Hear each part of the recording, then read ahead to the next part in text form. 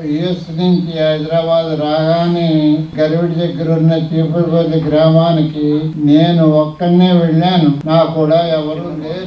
అక్కడ ఒక దళిత గ్రామంలో కొన్ని కార్యక్రమాలు మొదలుపెట్టాం. పెద్దల ఆక్రమణలో ఉండే భూములు దళితులకి పేదవాళ్ళకి ఇప్పించగలిగాం. యాజ్ పర్ గవర్నమెంట్ రూల్ చట్ట ప్రకారమే ఇప్పించాం.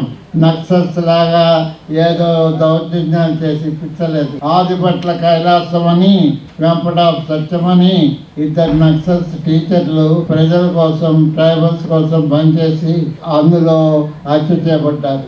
ఆయన ఆదిపట్ల కైలాసం గారి కొడుకు మా దగ్గరకు వచ్చి మేము చేసిన భూముల విషయాలు చూసి ఏమన్నాడంటే, నక్సల్స్ ఇప్పించిన భూముల కంటే మీరు ఎక్కువ భూములు చట్ట ప్రకారం ఇప్పించారు అని.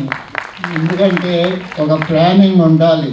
డెమోక్రసీ పటిష్టం అవ్వాలంటే కులము, మతము, జాతి, ప్రాంతము ఇవన్నీ పక్కన పెట్టాలి. పక్కన పడితేనే ప్రజాస్వామ్యం అనేది బలపడుతుంది. కానీ ఈరోజు పరిస్థితులు చాలా భిన్నంగా ఉన్నాయి. ఇది మార్పు రాక తప్పదు. మనమందరము చరిత్రలో అనేక ఘోరాలు జరిగాయి. మీకు చెప్తున్నాను, మీకు తెలుసో తెలీదో మీకు చెప్తున్నాను. శివ వైష్ణవ తగులు పోళ్ళయ్యాయి. శివాలయాన్ని వైష్ణవులు బద్దలు కొట్టారు, వైష్ణవులు శివాలయాన్ని బద్దలు కట్టిన పరిస్థితులు ఉన్నాయి. ఏదో ఒకళ్ళు ఇంకోళ్ళని బద్దలు కొట్టడం అనేది జరగలేదు. అది తప్పే. బద్దలు కొట్టడం అనేది తప్పే. బౌద్ధాలయాల్ని, బౌద్ధారామాలని చాలా హిందూ ప్రాబల్యం వచ్చినప్పుడు బద్దలు కొట్టారు.